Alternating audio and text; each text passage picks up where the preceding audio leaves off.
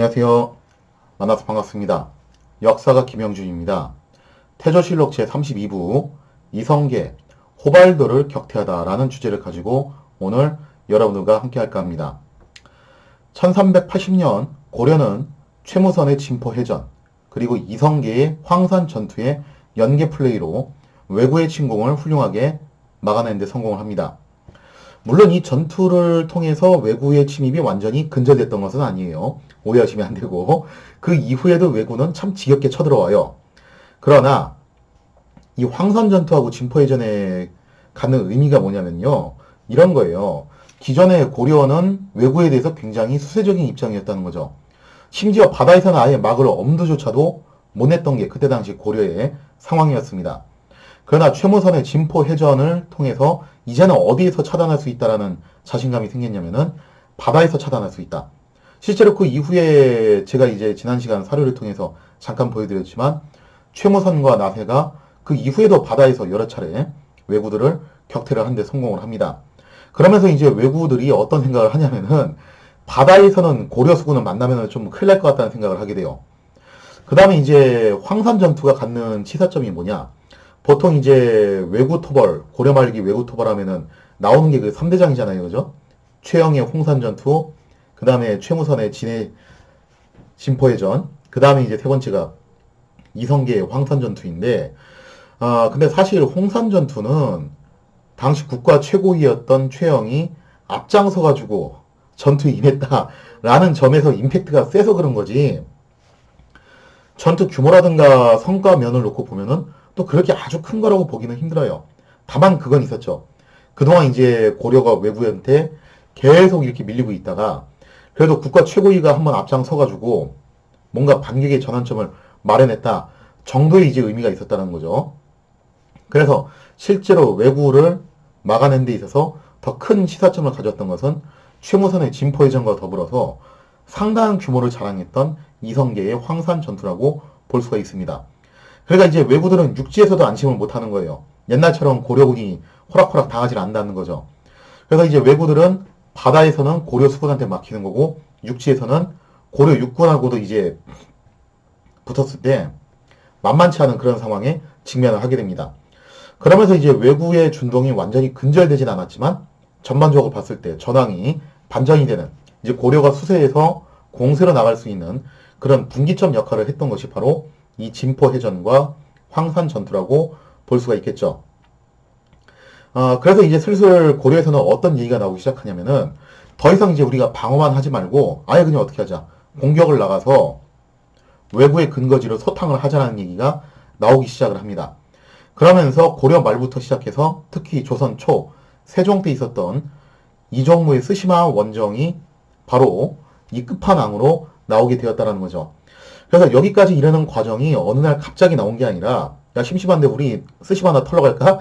그렇게 해서 나온 게 아니라 정말 오랜 세월 동안 수세에 몰려있던 고려가 차근차근 실력을 키워가지고 왜구들을 밀어내기 시작하고 나중에 조선초로 넘어오면 이제는 아예 공세적으로 나갈 수 있는 여건이 마련되는 과정까지 상당히 오랜 세월 동안의 그런 여러 가지 고비, 역경, 시련, 그리고 새로운 도전과 또 이런 수많은 인물들의 활약이 있었다는 겁니다. 자, 어쨌든 간에 이제 이 왜구를 황산에서 대대적으로 격파함으로써 이성계는 국가적인 영웅으로 떠오르게 됩니다. 그런데 왜구 문제 말고도 고려 조정을 골치 아프게 만드는 문제가 또 있었어요. 그러니까 우리가 좀 이제 이런 오해를 하시면 안 되는 게 뭐냐면은 왜 왜구한테 그렇게 고려가 신나게 당했냐? 고려가 뭐 단순히 약해서 그렇다라기보다는 이유가 크게 두 가지인데 하나는 왜구가 뭐 이건 지난 시간에 설명드렸어요. 이 시대의 왜구가 절대 그냥 해적이 아니에요. 거의 준 국가에 해당하는 그런 군사 조직이었다는 거죠. 그다음에 두 번째 이유가 뭐였냐면은 고려가 왜구 하나한테만 그렇게 집중을 할 수 있었으면은 이 정도로 안 당했을 거예요. 근데 고려를 노리는 지역이 되게 많아요. 또 이거 말고도. 특히 어느 쪽 문제도 상당히 골치 아프게 흘러갔냐면은 북방, 요동 쪽의 문제도 굉장히 골치 아프게 흘러가고 있었다는 거죠. 그러면은 1370년대에서 80년 초반까지 요동 지역의 정세는 어떻게 흘러갔는가 한번 그림을 통해서 같이 살펴보도록 하겠습니다. 이미 외국 문제만 가지고서도 굉장히 이제 골머리를 썩고 있던 고려. 근데 그 고려 조정을 골치 아프게 만드는 문제가 또 있었습니다. 바로 요동 지역의 정세가 급변하기 시작했다는 거죠. 진짜 이거 다시 한번 얘기하는 건데 저는 도대체 이 말이 왜 그렇게 퍼졌는지 잘 모르겠어요. 요동 지역이 원 제국이 북원으로 쫓겨간 다음에 여기가 무주 공산이 되었다. 텅텅 비었다. 가서 깃발만 꽂으면 되는 거다. 아니 이 말이 난 왜 퍼졌는지 모르겠는데 도대체 이해 안 가거든요. 절대 그거 아니었고 여기는 완전 춘추 전국시대를 방불케 하는 그런 혼돈의 카오스였어요.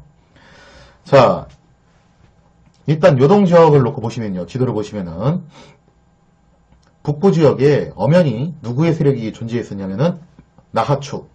나하추가 농안, 장춘, 옛날에 이제 부여가 있었던 지역이죠. 거기 일대를 중심으로 세력을 구축하고 있었습니다. 그러니까 나하추는 북원 소속이긴 한데 직속은 아니었고 나름 이 지역에서 이제 독자적인 활동을 하는 군벌이었죠. 자, 그리고 이제 원래 원 제국의 세력이 요양성까지 미치고 있었는데 요양성을 바로 이제 기씨 일파가 거기를 관할하고 있었잖아요. 예전에 한번 이제 설명을 드린 적이 있었죠, 그죠? 기샹이 테무르. 자, 그런데 공민왕이 요양성을 공략하고 난 다음에 결과적으로 여기서 이제 실패를 하고 나서 되돌아온 후에 그 후에 일어난 일입니다. 공민왕의 요동 정벌이 1370년이었고 바로 1년 뒤에요. 이미 기씨 일파는 여기서 축출이 돼버렸고 지금 북원이 간신히 요양성 일대를 유지를 하고 있는 상황이었는데 이때쯤 해가지고 명제국이 슬슬 요동 일대로 진출을 해오기 시작합니다. 그러면서 이제 상당히 정성스럽게 요양성을 관할하던 유익이라는 사람을 설득을 해요. 우리 쪽으로 붙어라. 잘해줄게. 자, 그러면서 결국 유익이 북원을 등지고 명제국에 귀순하는 사태가 발생했다는 거죠. 이거는 단순히 요양성이 명제국으로 넘어갔다는 걸 말하는 게 아니라 그 이상의 것의 의미가 있어요. 왜냐면 이 사람이 그래도 이 지역의 최고 관리인데 가지고 있던 병력, 물자, 인구 그리고 정보까지 싹 다 어디로 넘어간 거냐면은 명으로 넘어간 거예요. 그러면서 이제 명은 본격적으로 대군을 파병해서 제주와 금주, 주로 이제 요동반도 쪽이죠, 그죠? 그쪽 일대를 중심으로 요하강을 끼고서 요동반도 일대를 중심으로 거점을 만들게 됩니다. 그때 이제 여기에 파견했던 병력들이 어디 뭐 어중이 떠중이 그런 허접한 애들을 파견한 게 아니라 나름 이제 주원장이 신경을 써가지고 엄선한 정예병들을 파견을 해요.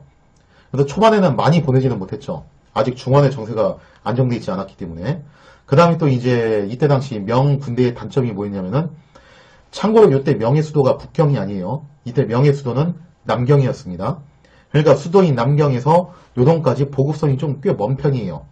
물론 이 문제를 해결하기 위해서 어떤 방식을 썼냐면은 해안가를 따라가지고 보급선을 운영을 한 다음에 요하강을 따라서 보급을 대주는 방식을 썼어요. 그래서 요하강을 따라가지고 명제국의 보급창들이 줄지어서 그렇게 들어서 있는 형국이라는 거죠. 자, 아무튼간에 이렇게 해서 명이 요동 공략에 박차를 가해오기 시작하자 나하추로 비롯했던 북원의 군벌들은 잔뜩 긴장을 하게 된다는 겁니다. 그래서 결국 이들은 나하추를 중심으로 결집을 하게 되는데 때는 1372년입니다. 명제국의 요동 진출에 자극을 받았던 나하추는 대담무쌍하게도 어디를 공격하냐. 당시 이제 명제국의 요동지역 최대 보급기지였던 우가장이라는 곳을 급습을 하게 됩니다. 그러니까 좀 전에 제가 설명드린 대로 이제 요하를 따라가지고 보급창들을 지었는데 그 중에서 최대 보급기지가 바로 우가장이라는 곳이었어요. 그래서 여기를 급습을 했는데 이 전투에서 나하추가 대승을 거둬요. 우리가 자꾸 이제 태조실록 하면서 나하추가 이성계한테 털리는 모습만 보여주니까 좀 별로 이제 별 볼일 없는 장소인가 보다라고 오해하실 수 있는데 나하추는 당시 북원에서 내놓으라 하는 간판급 스타 장수였어요. 그러니까 절대 실력이 만만치 않은 사람이라는 거죠. 그래서 나하추가 이 우가장을 급습을 했는데 여기서 어느 정도 전과를 거뒀냐면은 무려 10만 석에 달하는 군량을 불살라버리고 수비대 5,000명을 참살하는 대승을 거두게 됩니다. 특히나 이때 우가장을 지키던 명군이 무슨 뭐 어디 어중이 떠중이 오합지졸이 아니라 주원장이 나름 엄선해서 선발했던 정예병들이었어요. 그러니까 주원장은 자신이 있었죠. 근데 그 정예병들이 나하추한테 아주 탈탈 털려버리니까 주원장이 여기서 엄청난 충격을 받게 됩니다. 자, 그리고 이후 나하추와 명은 요동의 패권을 두고서 대대적인 격돌을 벌였기 때문에 한동안 고려에 대해서는 서로 크게 적대를 하지 않아요. 그래서 나중에 이제 공민왕이 시해되고 난 다음에 이이님이 기밀을 사주해가지고 명의 사신들을 죽이는 그런 사건이 발생하잖아요. 그때 명이 바로 고려로 못 쳐들어왔던 이유도 사실 이런 점도 있었어요. 아직 나하추하고의 싸움이 결착이 안 난 상태였다는 거죠. 자, 그런데 시간이 지나면서 사실 누가 계속 승기를 잡아가게 되냐면은, 얼핏 보면은 주원장하고 나하추가 대등하게 싸운 것처럼 보이지만, 아니, 오히려 초반에는 나하추가 선빵을 날려가지고 기선을 제압했죠. 그러나 시간이 갈수록 나하추가 불리해질 수밖에 없다는 겁니다. 왜냐? 이게 세력 사이즈를 보면은 결국 그럴 수밖에 없어요. 나하추가 가지고 있었던 세력은 옛 부여 지역을 중심으로 한 요동의 일부 지역이고, 그에 비해서 주원장은 지금 중원의 패권을 장악한 사람이라는 거예요. 그래서 아직 좀 교통정리가 덜 돼서 그런 거지, 정리만 되면은 중원의 힘을 결집시켜서 요동에 폭탄 드랍을 가하는 것도 이건 일도 아니라는 거죠. 결국 1375년을 기점으로 점점 이제 전세가 역전되기 시작해요. 그래서 명제국이 본격적으로 요동에 군사력을 투입하면서 나하추는 수세에 몰리게 됩니다. 그러면서 나하추가 이때쯤 해가지고 고려에다가 계속 사신을 보내요. 우리 손잡고 같이 좀 해보자. 근데 고려도 여기서 선뜻 나하추의 손을 잡기가 좀 애매했다는 거죠. 왜냐면은 이게 명 보니까 장난이 아니거든요. 지금 진격의 명분인데 진짜 어마무시한 기세로 지금 요동을 씹어먹고 있는데 이거 우리가 괜히 나하추 편들었다가 나중에 큰일 나는 거 아니야. 이런 위기감도 어느 정도 덜었다는 거죠. 그러니까 이인님이 그렇게 북원과 친선 관계를 가지려고 했던 게 정말 얼마나 근시안적이었던 것인지 여기서 나오는 건데, 결국 시간이 흐르면 흐를수록 명이 계속 패권을 장악하게 되었다는 겁니다. 자, 그런데 여기서 이제 명이 또 썼던 방법이 이거였어요. 명 같은 그런 중원 제국들이 잘 쓰는 작전인데, 그게 뭐였냐? 본래 이제 나하추가 북원의 군벌이긴 하지만 사실 나하추 휘하의 부대는 몽골인만 있었던 게 아니라 거기에 여진족도 다수가 포함이 되어 있었습니다. 그래서 어떻게 보면 반쯤 여진족 군대라고 봐도 좋은데, 그래도 이제 당시 명에서 썼던 방법이 뭐냐면은 이 여진족을 자기 쪽으로 회유하는 작업을 벌였다는 거죠. 자, 그래서 그 결과 시간이 지날수록 여진족들은 점차 명 제국에 복속되기 시작하고 나하추의 세력은 계속해서 악화일로를 걷게 되었다는 겁니다. 자, 그러면서 이 시점에서 명 제국의 지원을 받으면서 세력을 급속도로 키우는 인물이 있었으니 그 사람이 누구냐면 바로 여진족 추장 호발도라는 사람이었어요. 자, 그러면 좀 더 이제 세력 지도를 통해서 여진족 세력들을 한번 좀 설명을 해드릴게요. 자, 거기 노란색 제주 금주를 중심으로 하고 있는 게 주원장, 이게 명의 거점들이고, 빨간색 금산, 장춘, 뭐 지도에 표시하진 않았지만 농안까지 해가지고 여기가 이제 나하추의 세력이에요. 그 다음에 이제 파란색 쪽이 이제 고려인데 이성계는 당시 이제 함주에 주둔을 하고 있었던 거죠. 자, 근데 여기서 이제 여진족이 나머지 색깔인데 가장 오른쪽부터 가장 오른쪽이 야인 여진이라고 불리는 애들인데 얘들이 이제 올척합이라는 부족입니다. 이들은 두만강 너머에 이제 세력을 구축하고 있었고 올척합 세력의 전부는 아니었지만 일부가 이성계하고 또 친분 관계가 있었어요. 그래서 이제 초록색으로 표시된 여진인들은 이성계하고 친분 관계가 있는 일종의 이성계의 산하 세력이라고 보시면 될 것 같아요. 그러니까 이성계가 동국면에서 정말 엄청난 파워를 자랑했던 게 이성계 자체만에 가지고 있는 군사력도 엄청났지만 상당수 여진족들을 이성계가 컨트롤을 하고 있었다는 거죠. 그러니까 일종의 큰형님 노릇을 하고 있었던 거예요. 그리고 무엇보다도 나하추하고는 아버지 때부터 나름의 친선 관계가 있었고, 물론 이제 본인 때는 나하추하고 싸웠지만 나하추가 또 이성계를 상당히 두려워하고 있었다는 거예요. 그러니까 이성계를 여기다 배치하는 것만으로도 고려는 북방의 정세를 금세 안정시킬 수 있는 그런 효과를 갖고 있었다는 겁니다. 자, 여기서 이제 회령 지역에 있었던 사람이 중요한데 동맹가천모가 이름이 좀 어렵죠. 만조어로 그냥 먼터무라고 불리는 아저씨인데 이 사람은 이제 오도리 부족의 족장이에요. 그리고 이 먼터무라는 아저씨는 이성계의 또 신복 중 하나였어요. 그러니까 이두란, 먼터무 이 사람이 이제 사실상 이성계의 여진 출신의 신복들이었는데 이두라는 아예 그냥 고려로 귀화해가지고 조선의 개국공신이 돼서 살았던 사람이라면은 먼터모 같은 경우는 자신의 부족을 그대로 유지하는 상태에서 계속 활동을 했던 사람입니다. 그래서 이두란처럼 이제 바로 옆에 붙어 있었던 신복이라기보다는 산하 세력으로 있으면서 필요할 때 병력 제공해주고 그 다음 필요할 때 와가지고 좀 도와주고 그런 사이라고 보는 게 정확하죠. 그러니까 먼터모가 젊은 시절에 집이 굉장히 이제 찢어지게 가난했는데 그때 이성계가 좀 도와줬대요. 그럼 얼마나 고맙겠어, 그죠? 그러니까 이제 아주 진짜 받들어 모시는 동네 형님이었던 거죠. 그래서 이제 먼터모가 친이성계파의 대표적인 여진족 추장이라고 볼 수가 있고 이성계의 배려로 두만강 안쪽으로 넘어와서 회령의 근거지를 마련해서 여기서 지금 세력을 형성하고 있습니다. 그 다음에 또 원래 이제 먼터모와 같이 이성계를 도왔던 친분이 있는 사람이 누구냐면은 아합출이라는 사람인데 이 사람은 올량합의 부족장이죠. 원래 아합출 같은 경우도 먼터모하고 비슷한 지역에서 활동을 하다가 나중에 이제 좀 세력을 옮겨요. 그래서 풍주 쪽으로 옮기게 되는데 이렇게 풍주로 옮기고 난 다음에 아합출은 친명 쪽으로 바꾸게 됩니다. 라인을 갈아타게 돼요. 자, 그래서 이제 이런 사람들이 존재를 하고 근데 참고로 먼터모도 그렇고 아합출도 그렇고 약간 스포일러를 하자면은 이 두 사람은 이성계의 신복들이었어요. 그리고 친분이 꽤 있는 사람들이었고 그런데 이 두 사람의 후손들은 조선 왕조하고 아주 그냥 대대손손은 왼수지간이 되죠. 왼수 중에 왼수가 돼요. 그 이야기는 나중에 또 차차 하도록 하고 1370년대부터 시작해가지고 갑자기 핫하게 떠올랐던 사람이 누구냐면은 호발도입니다. 호발도도 이름을 보면은 이게 이름은 아닌 것 같아요. 별명인 것 같아요. 호는 오랑캐 호자 쓰고 발도는 지난 시간에 설명드린 대로 몽골어로 바토르, 용사란 뜻이죠. 그죠? 그러니까 호발도는 오랑캐 용사란 뜻인데 실제 본명이 뭔지는 정확하게 알 수는 없어요.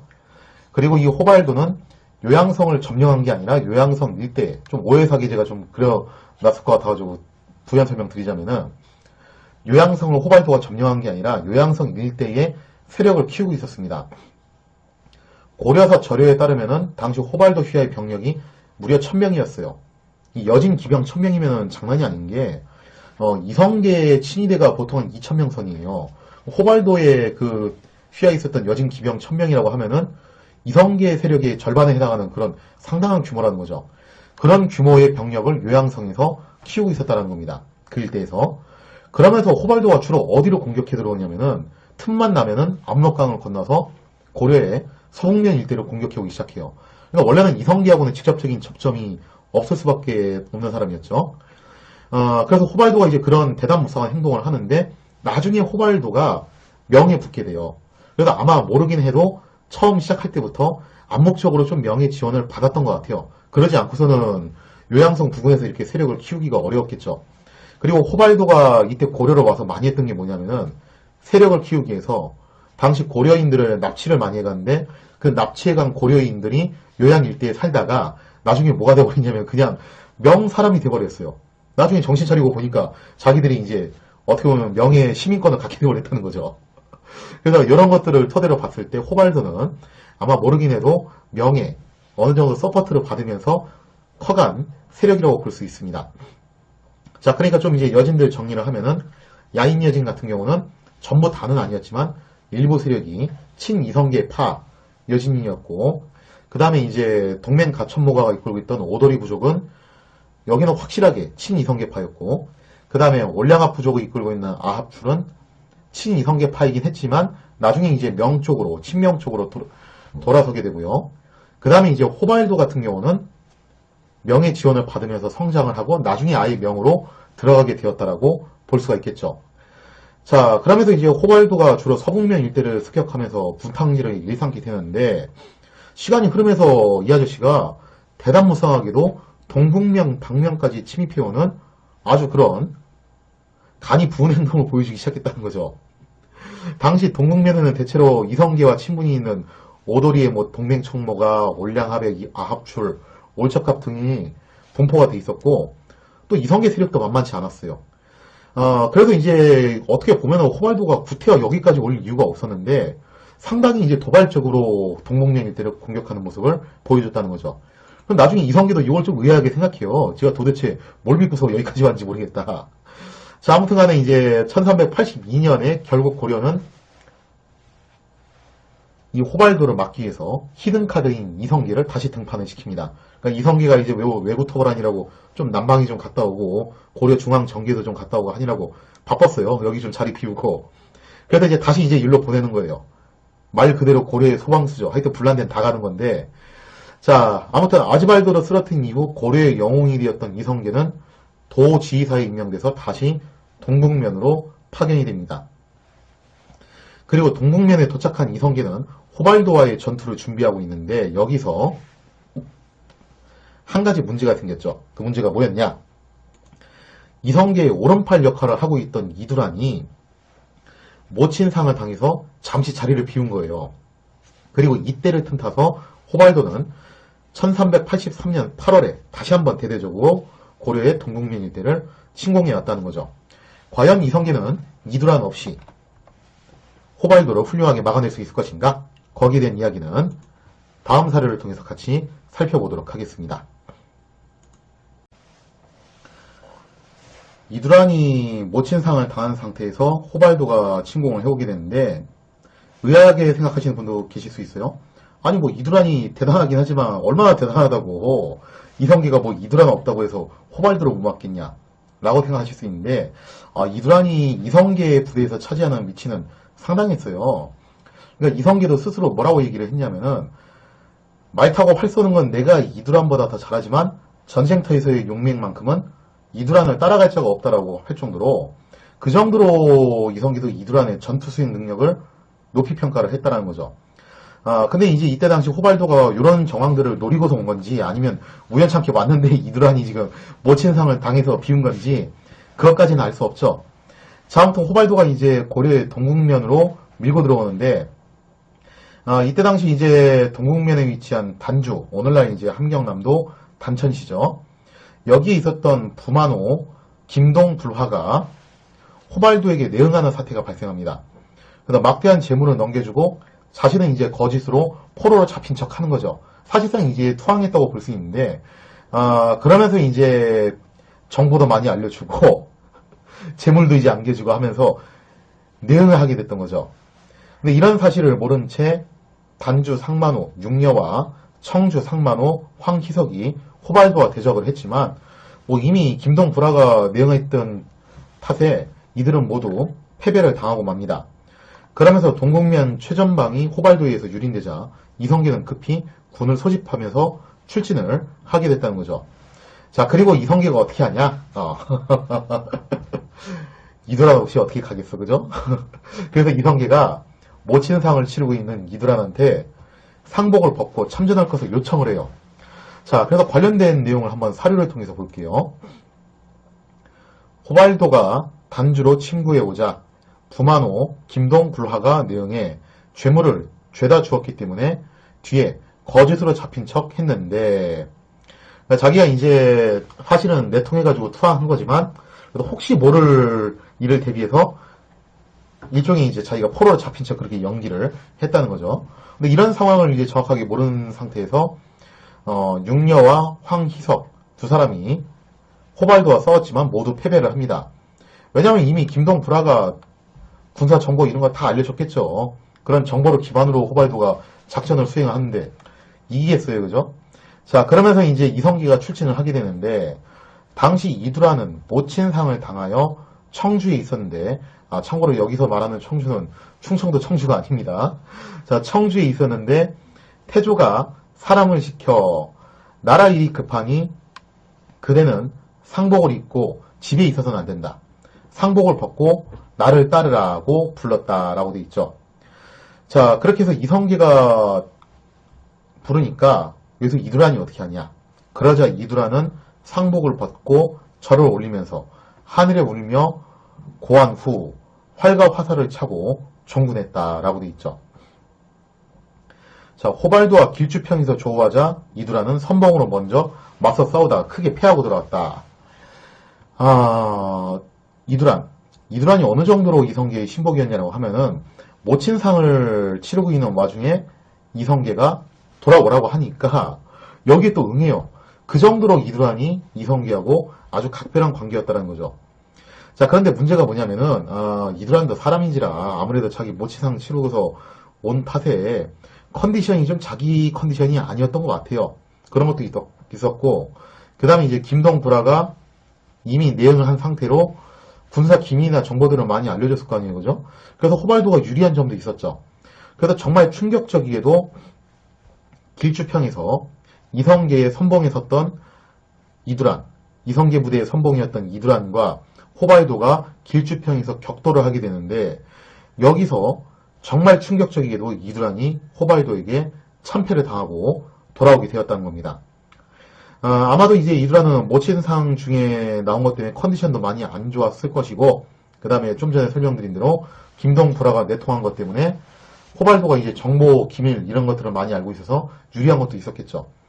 자, 아무튼 간에 이성계는 이것 때문에 적지 않게 충격을 받게 돼요. 왜냐면은 이성계는 이두란의 전투 수행 능력을 철저하게 믿고 있었거든요. 자, 그러면서 이제 충격을 받은 이성계. 역시 어떻게 할 수밖에 없다. 내가 직접 나가서 서력을 할 수밖에 없다라고 생각하면서 이성계는 이두란의 패배를 서력하기 위해 자신이 직접 부대를 이끌고 호발도에게 도전을 하게 됩니다. 자, 그러면서 본격적으로 이성계와 호발도 사이에 전투가 벌어지게 되는데, 과연 이 승부는 어느 쪽의 승리로 끝나게 될 것인가? 다음 사례를 통해서 같이 살펴보도록 하겠습니다. 이두란의 패배를 서력하기 위해서 직접 부대를 이끌고 나간 이성계, 호발도에게 도전을 하게 되는데, 이성계가 직접 출진하자 호발도는 전날의 승리에 도취되어 이성계를 깔보는 마음을 갖게 되었다라고 해요. 그러면서 이제 호발도는 한껏 위세를 뽐내면서 병력은 이제 놔둔 채 자기 혼자 말을 몰아가지고 전장 한복판으로 나왔습니다. 뭘 의미하는 거냐? 나랑 1대1로 붙자 이거예요. 그러니까 이성계한테 단기 접전을 요구한 건데, 호발도의 도발에 이성계 역시 똑같이 응수하면서 한국사에서는 좀 보기 드문 장군들 간의 단기 접전이 여기서 또 벌어지게 되죠. 물론 이성계는 이 전에도 단기 접전을 몇 번 좀 하기는 했어요. 자, 이성계와 호발도 사이의 단기 접전은 삼국지에서 나온 것처럼 뭐 그렇게 화려한 대결은 아니에요. 그러니까 말을 타고서 창칼을 쓰면서 상대방을 친다는 게 원래 보통 기술을 요구하는 게 아니거든요. 그래서 뭐 삼국지 보면은 몇십 합을 갖다 뭐 겨뤘다 하는데, 그건 그냥 소설이니까 그런 거고, 실전에서는 뭐 땡강땡강 그런 거 절대 없어요. 이게 검도 같은 거 좀 해보신 분들 아마 아실 텐데, 검도도 절대 땡강땡강 이런 거 거의 없어요. 그냥 보통 한두 합 이내에 일격의 승부가 나는 경우가 많습니다. 먼저 치는 쪽이 거의 끝나는 거거든요, 그거. 그러니까 말을 타고 사는 거다 보니까 무슨 뭐 삼국지 뭐 그런 소설에 나오는 것처럼 막 땡강땡강 하면서 싸우는 게 아니고, 서로 이제 질주하면서 검을 휘둘렀는데, 서로 못 맞춰요, 여기서. 서로 못 맞추게 되고, 그러면서 이제 어떻게 흘러가게 되냐. 그러면 서로 이제 지나쳐 갔으니까 못 맞추고, 지금 현재 등을 보인 상태로 서로 뒤돌아 있는 상태잖아요, 그죠? 그래서 이제 다시 또 커브를 돌아가지고 상대방을 향해서 달려들어야 되는데, 이때 호발도가 급히 말을 돌려서 다시 이제 겨루려고 했지만, 여기서 이성계 동작이 더 빠릅니다. 확실히 이성계가 기마술이 정말 출중했던 것 같아요. 그래서 이성계가 말을 바로 돌리자마자 여기서 이제 기승전 활이 나오는 건데, 하여튼 이성계는 단기 접전도 칼로 끝낸 적이 없어요. 보면 다 활로 끝내지. 여기서 바로 말을 돌려가지고 자신의 장기인 궁수를 이용해서, 호발도는 아직 지금 등을 보이고 있는 상태죠. 호발도의 등을 활로 쏴서 맞추게 됩니다. 근데 호발도가 얘가 이렇게 혼자서 자신만만하게 나온 이유가 있죠. 자기가 안 죽을 걸 알고서 나온 건데, 왜 그러냐면은 이 아저씨가 갑옷을 3겹이나 껴있고 그것도 부족해가지고 거기다가 털 가지고 옷을 또 입었어요. 그러니까 얼마나 이게 두껍겠어. 그게 외지간에서는 뭐 이거는 칼도 안 박힌다 이거죠. 그러니까 자신이 있으니까 나온 거죠, 자기는. 그러니까 바보가 아니에요. 뭐 장군들이 진짜 목숨 걸고서 막 그렇게 삼국지식 맞짱 틀어 나왔다기보다는 안 죽을 거 어느 정도 알고서 부하들 앞에서 이제 좀 폼 좀 잡으려고 나온 거죠.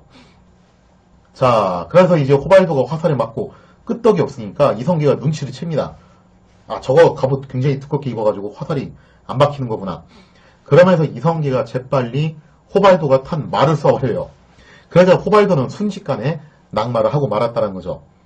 자, 이렇게 육중한 갑옷을 입은 상태에서 낙마까지 당하자 호발도는 정신이 쏙 빠지는 것을 느끼게 됩니다. 땅에 떨어진 호발두는 갑옷을 3겹이나 입었으니 뭐 몸이 그렇게 유연하게 움직이기 힘들겠죠. 다망에서 제대로 몸을 가눌 수가 없게 되고 이성계는 다시금 화살을 지어 낭만 호발두를 쏘려고 했다라는 거죠. 자, 그리고 바로 이때 호발두의 부하들이 지금 자신들 추장이 위험에 처해 있죠, 그죠? 그래서 재빨리 달려나와서 구출해 가요. 그러니까 이게 절대 삼국시에서 묘사하는 그런 일기토가 나올 수 없는 이유가 이런 것 때문에 그래요. 부하들이 뭐 그 멍청하게 가만히 앉아서 죽을 때까지 보겠냐고요. 빨랑 나와서 구출하는 거죠. 자, 그래서 호발두의 부하들이 몰려 나오니까 이제 이성계의 부하들도 따라서 몰려 나오는 겁니다. 그러면서 장군들 간의 단기 접전은 이제 병사들 간의 백병전으로 넘어가게 되었다라는 거죠. 자, 관련된 내용을 사료를 통해서 보면요. 태조가 곧이어 도착해 보니 호바투가 이제 호발도입니다. 3겹이나 되는 두꺼운 갑옷에 붉은 털옷 차림으로 검은 앞말을 타고 진을 벌려놓고 기다리고 있었다. 그가 태조를 우습게 보고 군사들을 놔둔 채 혼자 칼을 뽑아들고 말을 달려 뛰쳐나왔다. 한판 붙자 이거죠, 그죠? 자, 이렇게 단기 접전을 요구를 하니까 태조도 단기로 칼을 뽑아 달려나가서 칼을 휘두르며 맞받아쳤는데, 자, 여기까지 이제 삼국시에서 묘사되는 그런 일기토 장면하고 유사해요. 서로 멋있게 막 달려가지고 칼 휘두르면서 치는데, 둘 다 급히 서로 지나쳐 맞힐 수가 없었다. 그러니까 이게 삼국지에서 설명하는 내용처럼 흘러가지 않는다는 거죠. 말을 타고 달리면서 창칼로 상대방을 맞추는 게 보통 일이 아니기 때문에 둘 다 이게 빗나간 거예요. 왜냐면 그냥 멍청하게 또 맞고 있겠어요, 그죠? 둘 다 이제 또 무술 좀 하는 사람들이니까 나는 상대방을 치면서 몸은 또 피하는 그런 회피 동작을 한 거죠. 그러면서 결국 서로 못 치게 된 건데, 자, 그 다음에 이제 어떻게 됐냐? 호바투가 미쳐 말을 돌리지 못한 사이 태조가 급히 말을 돌리며, 그러니까 지금 현재 동작이 이성기가 더 빠른 거죠.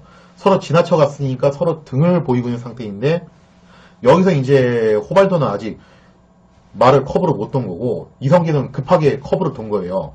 기마술이 이성기가 더 뛰어났던 거죠. 그러면서 활을 당겨 그의 등을 쏘았으나 갑옷이 두꺼워 화살이 박히지 않았다.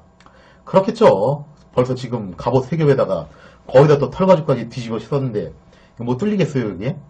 자, 그러자 이제 이걸 째까당 눈치채고 이성계가 어떻게 하냐?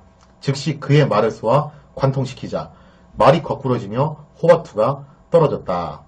자, 태조가 다시 활을 쏘려고 하였으나 그의 부하들이 대거 몰려나와 그를 구출했다. 아군도 달려오자. 그러니까 이제 호발도의 병사들이 추장이 지금 위험에 처해 있으니까 달려나와서 구출해 간 거예요. 그래서 호발도 병사들이 튀어나오니까 이성계 부하들도 어쭈구리 이것들 봐라 하고서 같이 튀어나온 거죠. 그러면서 이제 아군도 달려오자 태조가 군사를 출동시켜 적을 대파하니 호바투는 간신히 몸만 빠져 달아났다라고 되어 있죠. 그러니까 호발도 입장에서는 이미 지금 이성계한테 한 방 먹은 상태라 가지고 정신이 없는 거예요, 자기는 지금. 그러면서 급히 이제 후방으로 이송되고 있는 상황이었고, 이 광경을 지켜본 호발두의 부하들은 사기가 이미 곤두박질을 치는 상태였다는 거죠. 결국 호발두의 부대는 기세가 오를 대로 오른 이성계 부대의 공세를 견뎌내지 못하고 퇴각을 하게 됩니다. 이로써 이성계는 호발두의 침공을 멋지게 막아내면서 다시 한번 고려의 소방수라는 것을 재확인을 시켰다라는 거죠. 하여튼 이렇게 보면 이성계는 진짜 거의 모든 나라의 군대를 다 격파를 하게 되는데, 보면 그렇잖아요, 그죠? 내부적으로 일어났던 고려의 반란도 진압하고, 홍건군도 격파하고, 이건 중국인들이죠. 나하추 격파하고, 이거는 몽골이고, 그 다음에 호발도 여진족 격파하고, 아지발도 외국 격파하고, 하여튼 그냥 다 때려 부수고 다닌 거예요. 그러면서 이제 이성계가 고려의 소방수라는 것을 다시 한번 이제 재확인시킨 사건이 호발도를 격파했던 이 사건이었다는 겁니다. 아마 이제 호발도가 동국면을 공격한 이유는 정확하게 알 수는 없지만 모르긴 해도 세력 정찰이었을 확률이 상당히 있습니다. 그러니까 무슨 얘기냐면은 명 입장에서는 지금 한참 나하추하고 북원하고 싸우고 있는 상황이기 때문에 직접적으로 고려를 터치하기 힘들어요. 그런데 고려를 누군가가 견제를 해줄 필요는 있었다는 거죠. 혹시라도 나하추하고 손을 잡으면 좀 골치 아파지니까요. 그래서 이제 명 입장에서는 호발도 같은 애들을 키워가지고 고려를 견제했던 건데, 대략 한 요 시점쯤 되면은 이미 명이 승기를 거의 다 잡아가지고 나하추가 수세에 몰리고 있는 상황이에요. 그러면서 이제 명이 그런 생각을 하겠죠. 나하추하고 북원 떨거지들을 다 정리를 하면은 그 다음번에는 고려하고 이제 싸울 수 있는 건데, 만약에 고려하고 싸우게 되면 고려의 전투 능력이 어느 정도쯤 되는지 테스트 해보고 싶었을 거예요. 근데 자기들이 직접 싸우긴 좀 그렇고, 그러니까 이제 외주를 준 게 아닌가, 그렇게 추정을 해보고 있습니다. 그래서 호발도가 주로 서북면 일대를 많이 공략했기 때문에 그쪽이 이제 방비태세는 어느 정도 알겠는데, 그러면 동북면 일대는 어떨까 하고서 한번 찔러본 거죠. 그거 말고는 딱히 설명이 안 되는 것 같아요. 왜냐면 호발도가 엄밀히 말하면 요양성의 근거지를 둔 애가 뭐하러 여기까지 왔냐 이거죠. 근처에 또 친이성계파 여진족들이 득실거리는데, 그래서 이성계도 좀 그게 의아하다고 그렇게 보고를 올려요. 제가 왜 여기까지 왔을까? 자, 아무튼 간에 여기서 중요한 거는 이성계가 한창 호발도를 격퇴하고 있을 무렵, 바로 요 시점에 이성계의 본진인 함주 막사에 한 낯선 사내가 찾아왔다는 겁니다. 요게 중요한 사건이에요. 진짜 중요한 건. 호발도 얘기는 그냥 좀 백그라운드였고, 그 사람이 누구였냐면은 바로 삼봉 정도전이었다는 거죠. 이이님에게 실각당한 후 사실상 야인이 되어 오랜 세월을 방랑했던 정도전이 비로소 자신과 뜻을 함께할 사람을 찾아냈다는 겁니다. 그 사람은 이성계로 보고 있었다는 거예요.